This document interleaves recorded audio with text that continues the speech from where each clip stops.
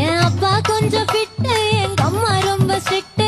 பின்னாடி தெரிய வேணாம், நீ நடைய கொஞ்சம் கட்டு.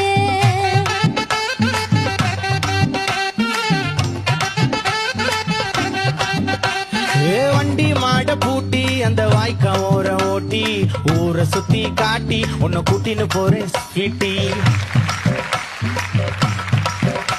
நான் ரொம்ப கோபக்காரி, நீ சுத்துற ஒரு மாறி. ஆடிக்காரி ஏறி நான் போக போறேன் சாரி. ஓ அப்படியா?